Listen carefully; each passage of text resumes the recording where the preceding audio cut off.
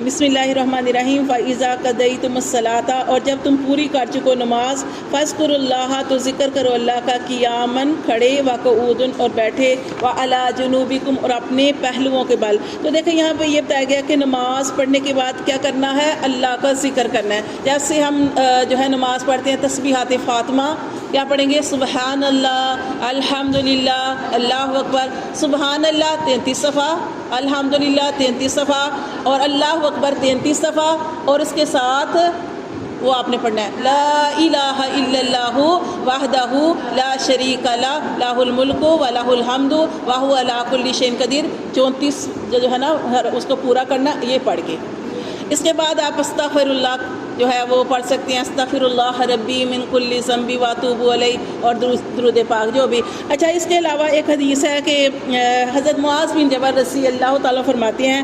کہ نبی صلی اللہ علیہ وآلہ وسلم نے ارشاد فرمایا، اے معاذ اللہ کی قسم کھا کے، نبی صلی اللہ علیہ وسلم نے اللہ کی قسم کھا کے فرمایا، اے معاذ بن جبل میں تم سے محبت رکھتا ہوں۔ تو معاذ بن جبل نے فرمایا، اللہ کے رسول، انہوں نے بھی عرض کی کہ اللہ کے رسول مجھے بھی آپ سے محبت ہے۔ آپ نے فرمایا کہ اے معاذ میں قسم کھا کے کہتا ہوں، ایک تو مجھے تم سے محبت، اور دوسرا یہ کہ میں اس محبت کے واسطے تمہیں ایک وصیت کرتا ہوں، اور وصیت یہ ہے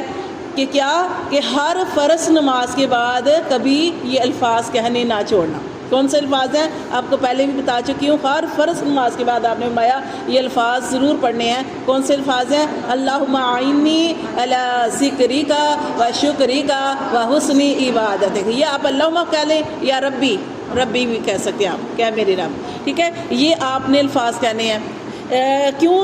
اسی طرح آیت الکرسی پڑھتی ہے فرض نماز کے بعد، ٹھیک ہے، یہ بھی آپ نے پڑھنا ہے۔ اور ایک اور دعا میں نے آپ کو بتائی تھی، رضیت باللہ ربا وبالاسلام دینا وبمحمد النبی صلی اللہ علیہ وآلہ وسلم، یہ جو ہے نا فرض، ہاں جی تو یعنی یہاں سے یہ پتہ چلتا ہے کہ جب آپ نماز پڑھیں تو کیا کرنا ہے، اللہ کا ذکر کرنا ہے۔ پھر دیکھیں اللہ کا ذکر کرنا ہے۔ اب دیکھیں کہ کسی وقت یہ ہوتا ہے کہ ہم عورتیں ہیں کہ اب نماز ہم نے پڑھی ہے، اب بچے روٹی مانگ رہے ہیں یا گھر میں شوہر آ گیا اور روٹی مانگ رہے ہیں، آپ نے نماز پوری کر لی ہے، نماز پوری کرنے کے بعد اب ذکر کرنا ہے، تو آپ کو ذکر کرنے کا ٹائم نہیں مل رہا، تو آپ کیا کریں گی، آپ چلتے پھرتے روٹی بنا رہی ہیں تب بھی ذکر کر لیں گی۔ تو یہ یہاں پہ یہ بتایا گیا کہ آپ قیاماً کھڑے، آپ کھڑی ہیں، کھڑے ہو کے پڑھ سکتی ہیں کیا ذکر اذکار جو ہے، ہاں جی، وقعودن اور بیٹھ کر،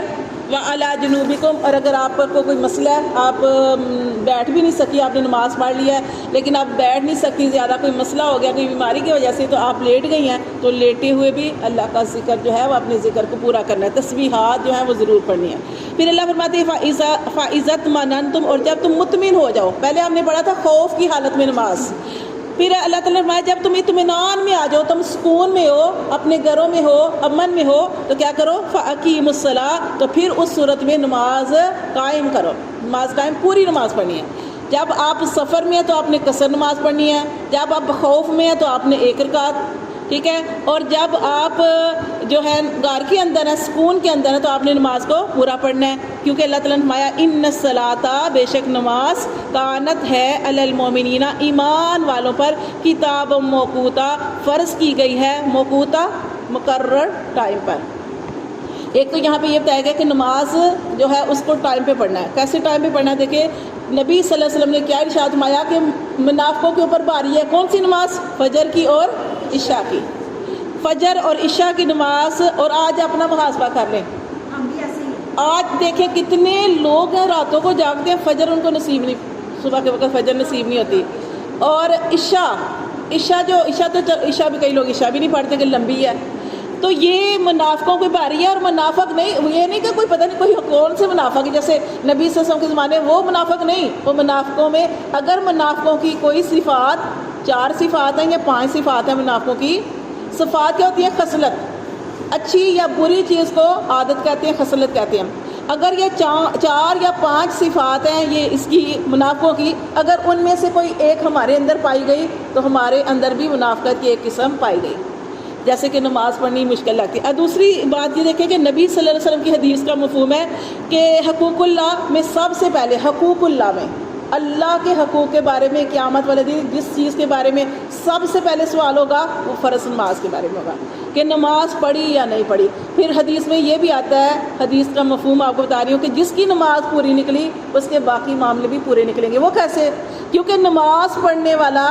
اس کو پتہ ہے کہ اب میں نے نماز پڑھی ہے تو میں نے کسی کا حق نہیں مارنا, میں نے نماز پڑھی ہے, میں نے اپنی نماز کو ضائع نہیں کرنا. تو پھر اس کے بارے میں یہی آتا ہے کہ جس کی نماز پوری نکلی انشاءاللہ اس کے دوسرے معاملے بھی صحیح نکلیں گے. تو حقوق اللہ میں سب سے پہلی چیز کیا ہے کہ نماز کا سوال کیا جائے گا. اور نماز کیسے پڑھنی ہے؟ اب یہ نہیں کہ نماز جو ہے اس کا وقت نکل رہا ہے تو آپ نے جلدی جلدی نماز پڑھی, وہ منافقوں کی نماز ہے کہ آپ کو نہیں پتہ کہ آپ نے رکوع صحیح کیا, قیام صحیح کیا, سجدہ کیا. کیونکہ کچھ لوگ ایسے ہوتے ہیں کہ ابھی اللہ وہ جو آپ نے پڑھا اللہ اکبر کرنے کے بعد جو تسبیح وہ جو کھڑے ہو کے قیام کی حالت میں پڑھنا تھا وہ آپ نے ابھی صحیح پورا طرح مکمل نہیں ہوا تو آپ رکوع میں چلے گئے, رکوع کی ابھی تسبیح پوری نہیں ہوئی تو آپ نے, تو یہ اس طریقے سے نماز نہیں پڑھنی. ایسی پڑھی ہوئی نماز کے بارے میں نبی صلی اللہ علیہ وسلم نے ارشاد فرمایا کہ جو شخص اس طریقے سے نماز پڑھتا ہے کہ اس کو یہ نہیں پتہ قیام بھی صحیح نہیں کیا, رکوع بھی صحیح نہیں کیا, سجدہ بھی صحیح نہیں کیا, تو اس کی نماز جو ہے اس کے منہ پر اسی وقت ایسے مار دی جاتی ہے کہ جیسے گندا کپڑا جو ہوتا ہے نا اس کو پھینک دیا جاتا ہے. تو اسی طرح ایسی پڑھی ہوئی نماز اس شخص کے منہ پہ مار دی جاتی ہے کہ جو نماز کو ضائع کرتا ہے. یہ نماز کو ضائع کرنا ہے.